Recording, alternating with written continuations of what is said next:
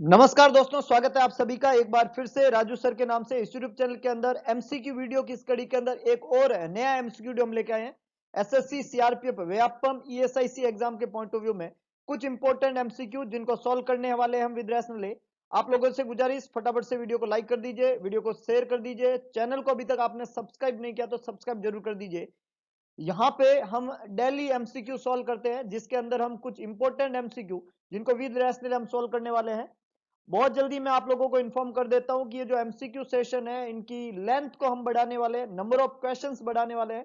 आप लोगों को मैं मौका दूंगा सबसे पहले सारे क्वेश्चन सॉल्व करने का, उसके बाद में आप अपनी स्कोर चेक कर सकते हैं और उसके बाद में मैं आपको विद रैशनल सारे के सारे क्वेश्चन जो है वो सॉल्व करवाने वाला हूं। तो इस तरीके का इंतजाम बहुत जल्दी हम करने वाले हैं। आप लोग फटाफट से मैक्सिमम लोगों तक अप्रोच कर लीजिए।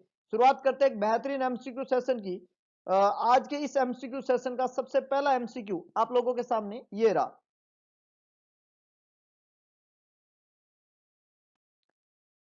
A neurological consult has been ordered for a pediatric client with suspected absence seizure. The client with absence seizure can be expected to have. Question कह रहा है एक न्यूरोलॉजिकल कंसल्ट आप वहां पे ले रहे हैं। न्यूरोलॉजिकल कंसल्ट जो है उसकी शुरुआत की हमने और न्यूरोलॉजिकल कंसल्ट हम कर रहे हैं, ऑर्डर किया हमने एक पीडियाट्रिक क्लाइंट के लिए जो कि सस्पेक्टेड है, उसमें एब्सेंस सीजर है ना, एब्सेंस सीजर उसमें सस्पेक्टेड कर रहे हैं।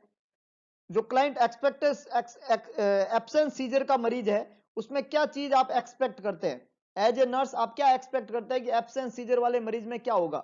पीडियाट्रिक क्लाइंट है, सस्पेक्ट है उसमें एब्सेंस सीजर, तो एज ए नर्स आप क्या एक्सपेक्ट करते हैं कि एब्सेंस सीजर जो है उसका क्या मतलब है। फर्स्ट है short abrupt muscle contraction, second है quick bilateral severe jerking movement, third है abrupt loss of muscle tone और फोर्थ है ब्रीफ लैप्स इन कॉन्शियसनेस। चार ऑप्शन यहां पे लिखे हुए हैं। पीडियाट्रिक क्लाइंट है, सस्पेक्ट क्या किया हमने, एब्सेंस सीजर। तो क्वेश्चन पूछ रहा है कि एब्सेंस सीजर में क्या चीज एक्सपेक्टेड है, कौन सी चीज आप एक्सपेक्ट करते हैं एब्सेंस सीजर के अंदर। Short abrupt muscle contraction, quick bilateral severe jerking movement, abrupt loss of muscle tone या a brief lapse in consciousness. फटाफट से जवाब लिखिएगा। तो यहां पे जो समझने वाली बात है कि जो एब्सेंस सीजर है उसी को हम पेटिट माल एपिलेप्सी के नाम से जानते हैं। सीजर के टाइप हम पढ़ेंगे, सीजर के टाइप हम थ्योरेटिकल लेक्चर के अंदर पढ़ेंगे। इसको पेटिट माल एपिलेप्सी कहते हैं, इसी को चाइल्डहुड एपिलेप्सी के नाम से जानते हैं, इसी को चाइल्डहुड सीजर के नाम से जानते हैं, इसी को स्टेरिंग इफेक्ट के नाम से जानते हैं। तरह तरह के नाम है एब्सेंट सीजर के। तो जो एब्सेंट सीजर है, जो पेटिट माल एपिलेप्सी है, जो चाइल्डहुड सीजर है, जो स्टेरिंग इफेक्ट वाला सीजर होता है, उस सीजर के अंदर क्या होता है कि जो भी बच्चा होता है उसमें मतलब for few second, like very brief period, it's about for 5 second और फॉर 2 to 5 सेकंड के टाइम के लिए बच्चा जो होता है वो अनकॉन्शियस हो जाता है। ये एक टाइप का जनरलाइज सीजर है जिसमें बहुत ब्रीफ टाइम के लिए बच्चा जो है वो लॉस ऑफ कॉन्शियसनेस करता है और फिर वो वापस ठीक हो जाता है। तो इस तरीके के सीजर को पेटिट माल एपिलेप्सी या एब्सेंस सीजर या चाइल्डहुड एपिलेप्सी के नाम से जानते हैं। तो यहाँ पे जो चार ऑप्शन लिखे हुए हैं इसमें ऑप्शन ए के अंदर लिखा हुआ है शॉर्ट एब्रप्ट मसल कॉन्ट्रैक्शन। तो शॉर्ट एब्रप्ट मसल कॉन्ट्रैक्शन अगर हो रहा है, मसल में कॉन्ट्रैक्शन है, टोन प्रेजेंट है और सिर्फ कॉन्ट्रैक्शन हो रहा है, तो ये इंडिकेट करते हैं मायोक्लोनिक सीजर को। तो ये तो एब्सेंस सीजर नहीं है, ये कौन सा सीजर है, मायोक्लोनिक सीजर, जिसमें मसल के अंदर जर्की मूवमेंट होते हैं, शॉर्ट टाइम के लिए होते हैं, जर्की मूवमेंट होते हैं मसल में, मायोक्लोनिक सीजर इसको कहते हैं। तो ये तो नहीं हो सकता। दूसरा यहां पे जो लिखा हुआ है सेकंड है quick bilateral severe jerking movement. Quick bilateral severe jerking movement जो है वो ग्रांड माल सीजर में देखने को मिलते हैं। क्विक बाइलेटरल जर्किंग मूवमेंट जो है वो ग्रांड माल सीजर के अंदर देखने को मिलते हैं। जीटीसीएस हम बोल सकते हैं इसको, ग्रांड माल टोनिक क्लोनिक सीजर। तो इसके अंदर ये देखने को मिलते हैं। और सी ऑप्शन में abrupt loss of muscle tone जो है वो एटोनिक टाइप के अंदर सीजर में देखने को मिलता है। एब्सेंट ऑफ मसल टोन जो है वो एटोनिक सीजर के अंदर देखने को मिलते हैं। ए बी और सी तीनों ही खोटे जवाब है, मायोक्लोनिक, जीटीसीएस और एटोनिक सीजर यहाँ पे आंसर नहीं बनेंगे। तो करेक्ट आंसर डी है, ब्रीफ लैप्स ऑफ कॉन्शियसनेस। हम बार बार बोल रहे हैं कि शॉर्ट टाइम के लिए, वेरी ब्रीफ टाइम के लिए कॉन्शियसनेस का लॉस होना, ये एब्सेंस सीजर, पेटिट माल एपिलेप्सी के अंदर देखने को मिलता है। तो डी बिल्कुल करेक्ट आंसर है, ए बी और सी तीनों खोटे जवाब है। बहुत ही बढ़िया, बहुत ही शानदार, आगे लेके चलता हूं। नेक्स्ट देखिएगा, नेक्स्ट देखिएगा।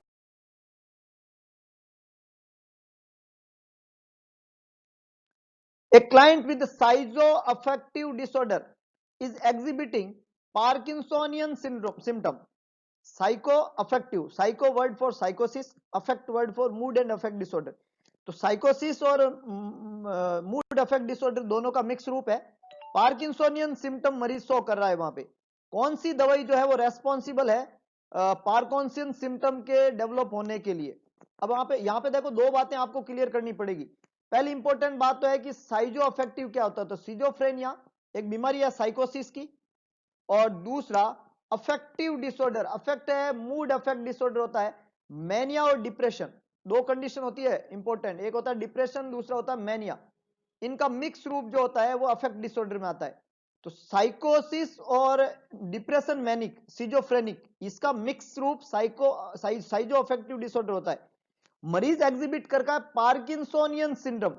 पार्किंसोनियन सिम्टम क्या होते हैं, तो इसके अंदर तीन चीजें आती है। पार्किंसोनिज्म में तीन चीजें का मिक्स रूप होता है पार्किंसोनिज्म। एक होता है रिजिडिटी, है ना, तीन चीजें होती है, एक होता है ट्रेमर्स, रिजिडिटी और ब्रेडिकाइनेशिया, TRB मैं इसको बोलता हूं। ट्रेमर्स पहला वर्ड है यहाँ पे, रिजिडिटी दूसरा वर्ड है यहाँ पे, और ब्रेडिकाइनेशिया तीसरा वर्ड है यहाँ पे। ब्रेडिकाइनेशिया तीसरा वर्ड है। तीन शब्दों से मिलकर बना सिम्टम है Parkinsonian symptom. Tremors, rigidity, bradykinesia, Parkinsonian symptom. ये सिम्टम ईपीएस के अंदर काउंट होते हैं, एक्स्ट्रा पिरामिडल साइड इफेक्ट के अंदर आते हैं स्यूडो पार्किंसोनिज्म वाले सिम्टम। और ईपीएस जो होता है वो एंटीसाइकोटिक ड्रग की वजह से होता है। एंटीसाइकोटिक ड्रग जो है उससे मोस्ट कॉमन साइड इफेक्ट है ईपीएस। अब सवाल ने आपको पूछा है कि इनमें से कौन सी दवाई का साइड इफेक्ट जो है वो है ये। पहला है ओलांजेपिन, दूसरा है बेंजएट्रोपिन, तीसरा डाइफेनहाइड्रामिन, चौथा है डाइवेल्प्रोएक्स सोडियम।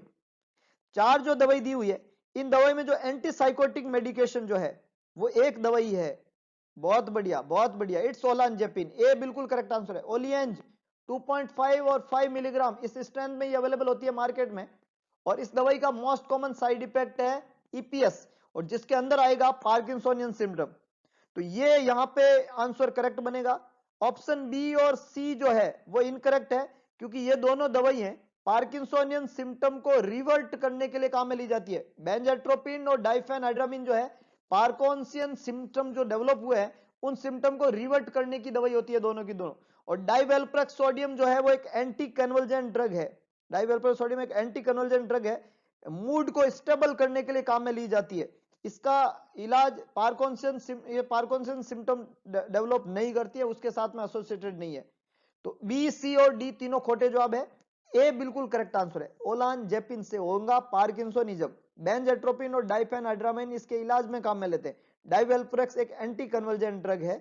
तो यहां पे करेक्ट आंसर है ए। बहुत ही बढ़िया, बहुत ही शानदार। आगे लेके चलता हूं, नेक्स्ट देखिएगा, नेक्स्ट देखिएगा। Which activity is best suited to the 12-year-old with juvenile rheumatoid arthritis? 12 साल है उम्र, बीमारी है, नाम है जुवेनाइल रूमेटॉइड आर्थराइटिस। उम्र है 12 साल, बीमारी है जुवेनाइल रूमेटॉइड आर्थराइटिस। क्वेश्चन पूछ रहा है कौन सी एक्टिविटी जो है वो बेस्ट सूटेड रहेगी इस बच्चे के लिए। 12 साल की उम्र में जुवेनाइल रूमेटॉइड आर्थराइटिस बीमारी हो गई है, कौन सी एक्टिविटी बेस्ट सूटेड रहेगी? Playing video game, swimming, working cross work puzzle, playing slow pitch soft ball. Juvenile rheumatoid arthritis है, कौन सी एक्टिविटी जो है वो बेस्ट रहेगी इस बच्चे के लिए? बहुत इंपॉर्टेंट, बहुत इंपॉर्टेंट, बहुत बढ़िया। जिस बच्चे को भी रूमेटॉइड आर्थराइटिस है उसको ऐसी एक्सरसाइज करनी होती है जिसमें लाइट पैसिव रेजिस्टेंस हो। लाइट पैसिव रेजिस्टेंस मतलब उस एक्टिविटी में रेजिस्टेंस कम से कम हो, तो बच्चा आराम से कर पाएगा। Playing video game, swimming, working crossword puzzle or playing slow pitch soft ball. चार ऑप्शन यहां पे लिखे हुए, कौन सा करेक्ट है? देखो, अगर बच्चा वीडियो गेम खेलेगा तो यहाँ पे फिंगर और जो है हैंड है, थंब है, इसके मूवमेंट चाहिए होते हैं, और ये जब मूवमेंट करेगा तो उसको पेन होगा, तो ये तो खोटा हो गया। वीडियो गेम बच्चा खेलेगा, फिंगर और इन हैंड के मूवमेंट करेगा तो उसके लिए पेनफुल है, क्योंकि उसको जुवेनाइल रूमेटॉइड आर्थराइटिस है, तो ये नहीं हो सकता। ऑप्शन सी में जब क्रॉस वर्क पजल में काम करेगा, वर्क करेगा, तो यहाँ पे इसको फिंगर और हैंड के मूवमेंट चाहिए होंगे, तो ये भी क्या हो गया? खोटा जवाब हो गया। और डी जो आंसर में लिखा हुआ है, ये जो अगर बच्चा slow pitch ball, soft ball से खेलता है तो इसमें लार्ज जॉइंट जो है उनका इन्वॉल्वमेंट होता है, तो भी बच्चे को पेन होगा। तो ए, सी और डी तीनों ही खोटे जवाब है, क्योंकि ये करने पे बच्चे को पेन ज्यादा होगा, इसलिए हम उसको सी, स्विमिंग जो है ये उसके लिए अच्छा है, क्योंकि यहाँ पे जॉइंट पेन होने की संभावना मिनिमाइज होती है। तो बी यहाँ पे करेक्ट आंसर है। रूमेटॉइड आर्थराइटिस वाले बच्चे के लिए बेस्ट सूटेड एक्टिविटी यहाँ पे स्विमिंग रहेगी। ए, सी और डी तीनों ही खोटे जवाब है। बहुत ही बढ़िया, बहुत ही शानदार। आगे लेके चलता हूं, नेक्स्ट देखिएगा, नेक्स्ट देखिएगा।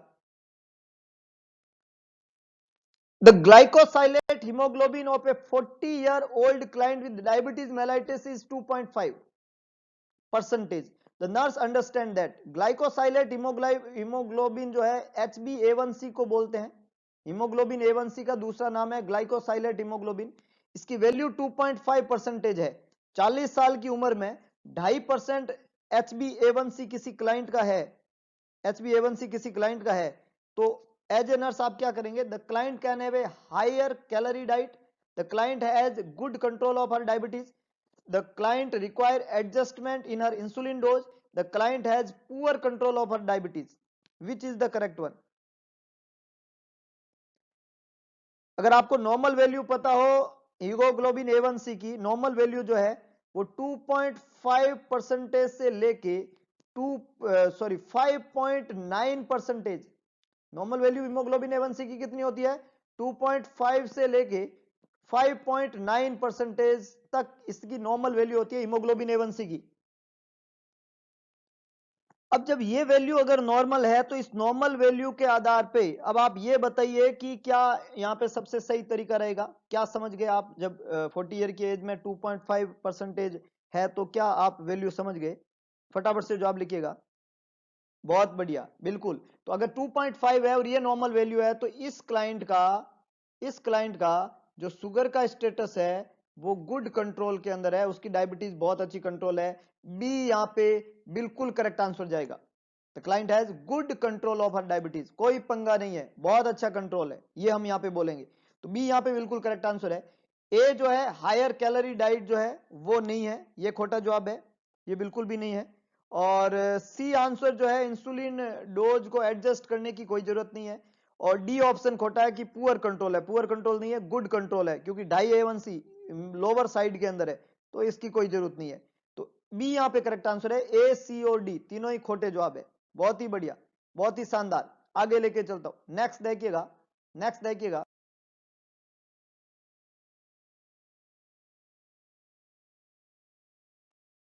The physician has ordered Stadol butorphanol, Stadol जो है उसमें कंपोजिशन जाता है बुटरफेनोल आता है, for a post operative client के लिए ये ऑर्डर किया गया है। The nurse knows that the medication is having its intended effect if the client, nurse जानती है कि जो दवाई है इसका एक इंटेंडेड इफेक्ट है अगर क्लाइंट को, if client is asleep 30 minutes after the injection, ask for extra serving on his meal tray, has an increased urinary output, states that he is feeling less nauseated। चार option यहां पे लिखे हुए हैं, कौन सी चीज यहां पे इंपॉर्टेंट है? इंटेंडेड इफेक्ट रहेगा, फटाफट से जवाब लिखिएगा।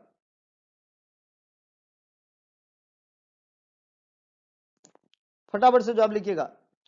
बहुत अच्छे, कुछ लोगों ने जवाब देने की कोशिश की है, बहुत बढ़िया।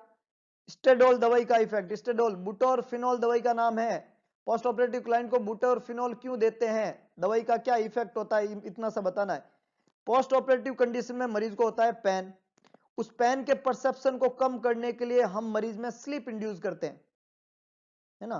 तो ए आंसर यहां पे बिल्कुल करेक्ट है, is sleep 30 minutes after the injection, injection के बाद में 30 मिनट के अंदर मरीज जो है वो सो जाएगा। बी और सी जो है वो अफेक्ट नहीं है, एक्स्ट्रा सर्विंग ऑफ मील और इनकी जो आउटपुट ये इस दवाई से संबंधित नहीं है, इसलिए खोटे जवाब है ना। और जैसे जैसे पेन का रिलीव होएगा जनरली नोजिया कम होता जाता है ना। लेस नोजिएटेड यहाँ पे लिखा हुआ है, लेकिन नोजिया का संबंध भी पेन से होता है, ये इस दवाई की वजह से नहीं होता है। मतलब मरीज को पेन होगा तो नोजिया होगा, अब आपने दवाई दी तो पेन कम हो गया तो नोजिया कम हो गया, वो दवाई से कम नहीं हुआ नोजिया, पेन के कम होने से नोजिया कम होगा। तो दवाई क्या कराती है, पेन को कम करती है। तो डी आंसर भी खोटा है, तो बी, सी और डी तीनों खोटे जवाब है। ए बिल्कुल करेक्ट आंसर है, बहुत ही शानदार, बहुत ही बढ़िया, ए बिल्कुल सही आंसर है साहब, बहुत अच्छे। आगे लेके चलता हूं, नेक्स्ट देखिएगा, नेक्स्ट देखिएगा।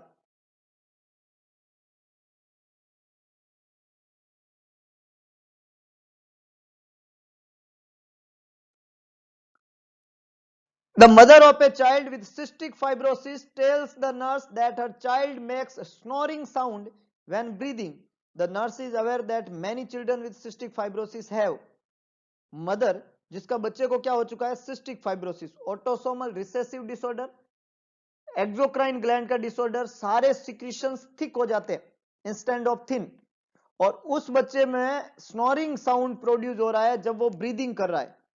एज ए नर्स आप अवेयर है कि बहुत सारे बच्चे सिस्टिक फाइब्रोसिस के वालों के होता है, choanal atresia, nasal polyps, septal deviation, enlarge adenoids. क्या चीज होती है सिस्टिक फाइब्रोसिस वाले बच्चे में, सिस्टिक फाइब्रोसिस का बच्चा है ससेप्टिबल है क्रोनिक साइनोसाइटिस के लिए, बहुत इंपॉर्टेंट है। स्नोरिंग साउंड आ रहा है बच्चे के अंदर, बच्चे के अंदर स्नोरिंग साउंड आ रहा है, तो ये जो सिस्टिक फाइब्रोसिस का बच्चा होता है ये ससेप्टिबल रहता है किस चीज के लिए, साइनोसाइटिस के लिए। इस बच्चे में क्रोनिक साइनोसाइटिस रहती है वहां पे। जब बच्चे में क्रोनिक साइनोसाइटिस होती है तो साइनोसाइटिस की वजह से, साइनस के लगातार इन्फ्लाम्ड रहने की वजह से उसके नेजल एरिया में, नोज में पॉलिप्स बन जाते हैं, इसको नेजल पॉलिप्स कहते हैं। उसके नोज में क्या बन जाते हैं, पॉलिप्स बन जाते हैं। और ये जो पॉलिप्स है ये एयरवे के अंदर ऑब्स्ट्रक्शन का काम करते हैं, और एयरवे के अंदर जब ऑब्स्ट्रक्शन होगा तो मरीज में स्नोरिंग साउंड प्रोड्यूस होगा। तो बी यहां पे बिल्कुल करेक्ट आंसर है। सिस्टिक फाइब्रोसिस वाले बच्चे में नेजल पॉलिपोसिस होती है, क्रोनिक साइनोसाइटिस की वजह से पॉलिप्स बनते हैं और उसकी वजह से ये इस्पेक्ट आता है। ए इनकरेक्ट है क्योंकि कंजेनाइटल कंडीशन होती है कोएनल एट्रेशिया, जिसमें नेजोफेरिंग्स की नेरस की जो ओपनिंग फेरिंग्स में होती है वो बंद रहती है ना। तो नेजोफेरिंग्स का एक कंजेनाइटल डिसऑर्डर है कोएनल एट्रेशिया, इसका संबंध किससे है, नेजोफेरिंग्स से। इंपॉर्टेंट बात है, सेप्टल डेविएशन जो होता है और एनलार्ज एडिनोइड जो है इसका संबंध सिस्टिक फाइब्रोसिस से नहीं है, तो ये दोनों ही खोटे जवाब है। तो ए, सी और डी तीनों खोटे जवाब है, बी बिल्कुल करेक्ट आंसर है, nasal polyps, nasal polyps is the correct one. बहुत बढ़िया, बहुत ही शानदार। आगे लेके चलता हूं, नेक्स्ट देखिएगा, नेक्स्ट देखिएगा।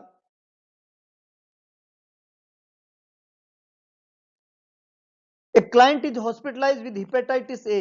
Which of the client's regular medication is contraindicated due to the current illness? Question ने पूछा है, एक क्लाइंट जो हॉस्पिटलाइज हुआ है हेपेटाइटिस ए के इंफेक्शन के साथ में, कौन सी क्लाइंट की रेगुलर मेडिकेशन कॉन्ट्रा इंडिकेटेड है उसकी बीमारी की वजह से। चार ऑप्शन यहां पे लिखे हुए हैं, आपको बताना है कौन सी मेडिकेशन कॉन्ट्रा इंडिकेटेड है हेपेटाइटिस ए की बीमारी की वजह से।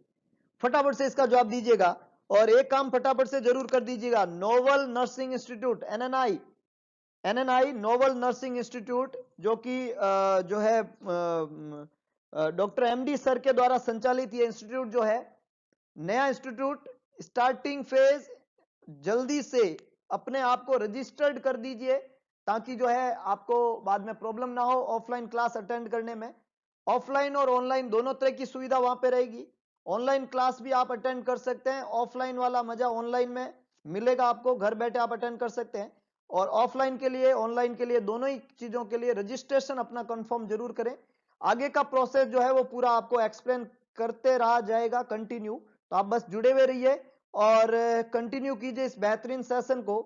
हेपेटाइटिस ए के अंदर रेगुलर मेडिकेशन कौन सी कॉन्ट्रा इंडिकेटेड ये हम पूछ रहे थे। ऑप्शन है omeprazole, levothyroxine, conjugated estrogen, atorvastatin. चार ऑप्शन यहाँ पे लिखे हुए हैं, फटाफट से अपना जवाब लिखिएगा। Omeprazole, levothyroxine, conjugated estrogen, atorvastatin.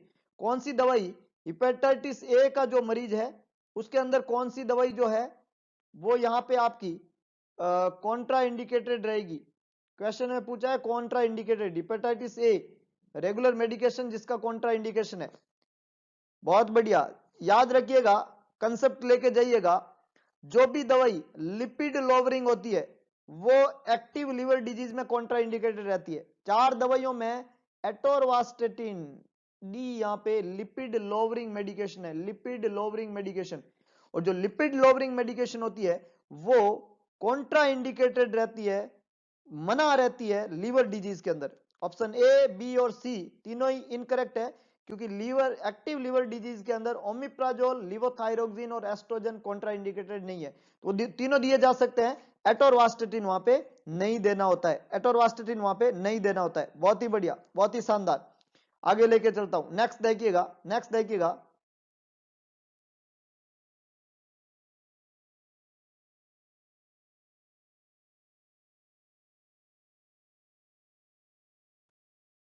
The nurse has teaching the role of diet in the regulating blood pressure to the client with hypertension. Which meal selection indicate that the client understand his new diet? Nurse teaching दे रही है role of diet के बारे में, जिस मरीज का blood pressure regulate कर रही है, हाइपरटेंशन का मरीज है, ब्लड प्रेशर का रेगुलेशन नर्स के द्वारा किया जा रहा है, डाइट का रोल वहां पे वो टीच कर रही है। कौन सा मील सिलेक्शन इंडिकेट करता है कि मरीज समझ गया है नई डाइट के बारे में? कौन सा मील इंडिकेशन नई डाइट के बारे में मरीज समझ गया है? Cornflakes, whole milk, banana and coffee, scrambles, eggs, bacon toast and coffee, oatmeal, apple juice, dry toast and coffee, pancakes, ham, tomato juice and coffee. Which is the correct one? Which is the correct one? आपको hypertension की diet के बारे में सोचना, और hypertension में जो diet दी जाती है उसमें क्या कम होना चाहिए? वेरी गुड, वेरी गुड, बहुत अच्छे। सोडियम कम होना चाहिए। हाइपरटेंशन में जो डाइट दी जाती है वो कैसी डाइट होनी चाहिए? लो सोडियम डाइट होनी चाहिए। लो सोडियम डाइट के साथ में उस डाइट में क्या होना चाहिए? फाइबर ज्यादा होना चाहिए। लो सोडियम के अलावा हाइपरटेंशन की डाइट में क्या ज्यादा होना चाहिए? फाइबर ज्यादा होना चाहिए। सोडियम कम, फाइबर ज्यादा, सोडियम कम, फाइबर ज्यादा। सोडियम इंटेक को लिमिट करना है, सोडियम इंटेक को लिमिट करना है जिससे ब्लड प्रेशर कंट्रोल होएगा। फाइबर को बढ़ाना है जो कि कोलेस्ट्रॉल के लेवल को कम करने में मदद करते हैं। फाइबर से कोलेस्ट्रॉल का लेवल कम होता है और जिससे ब्लड प्रेशर अल्टीमेटली कम होता है। तो अपने को इस तरह की डाइट चूज करनी है जिसमें ये सब चीजें हो। तो यहां पे 4 ऑप्शन में ऑप्शन सी जो है, oatmeal, apple juice, dry toast और कॉफी, ये लो सोडियम हाई फाइबर डाइट होती है ना, ये लो सोडियम हाई फाइबर डाइट है। तो ये हम काम में लेंगे। ऑप्शन ए इनकरेक्ट है क्योंकि कॉर्नफ्लेक्स और होल मिल्क जो है वो हाई सोडियम डाइट के अंदर आते हैं और फाइबर के पुअर सोर्स होते हैं। ऑप्शन बी और डी इनकरेक्ट इसलिए क्योंकि इसमें जो भी आइटम दिए हुए हैं वो एनिमल प्रोटीन उनके अंदर होती है, और एनिमल प्रोटीन जो होती है वो ज्यादा अमाउंट के जिसमें होती है उसमें कोलेस्ट्रॉल और सोडियम का लेवल भी हाई होता है। इसलिए ए, बी और डी तीनों ही खोटे जवाब है। सी बिल्कुल करेक्ट आंसर है, सी बिल्कुल करेक्ट आंसर है। बहुत ही बढ़िया, बहुत ही शानदार, बहुत ही बढ़िया। तो ये कुछ इंपॉर्टेंट, कुछ ट्रिकी, कुछ कंसेप्चुअल एमसीक्यू आज के इस वीडियो लेक्चर में हमने पढ़े। होप सो आपको वीडियो पसंद आएगा तो वीडियो को लाइक करें, वीडियो को शेयर करें, कमेंट बॉक्स में अपना सुझाव डालना ना भूले। और इसके अलावा एक काम करें, भगवान कृष्ण ने कहा था कि सारथी बने स्वार्थी ना बने, तो दिखाइए सारथीपन और कर दिखाइए कुछ ऐसा कि दुनिया करना चाहिए आपके जैसा। एक काम जरूर करें, नोवल नर्सिंग इंस्टीट्यूट में रजिस्ट्रेशन कराएं। एमडी सर के द्वारा संचालित इस इंस्टीट्यूट में आपको ऑफलाइन और ऑनलाइन दोनों प्लेटफॉर्म अवेलेबल मिलेंगे। बेहतरीन क्लासेज वहां पे अरेंज होगी। आप पूरे लेक्चर को आराम से सुने, समझे, अपनी थ्योरी, अपनी कंसेप्चुअल स्टडी को करें और एक बेहतरीन प्लेटफॉर्म का फायदा उठाते हुए अपने जीवन को आगे बढ़ाते हुए एक बेहतरीन फ्यूचर, एक ऐसा फ्यूचर जिसकी कल्पना आपने खुद ने कभी की हो, उस चमकदार, शानदार, जानदार फ्यूचर के लिए एक कदम आगे बढ़ाइए। और चलिए आप नोबल नर्सिंग इंस्टीट्यूट के साथ में। तो मिलते हैं दोबारा नए एमसीक्यू सेशन के साथ में, कुछ इंपॉर्टेंट, कुछ ट्रिकी, कुछ कंसेप्चुअल एमसीक्यू को लेके। तब तक के लिए जय हिंद, जय भारत, जय महाकाल।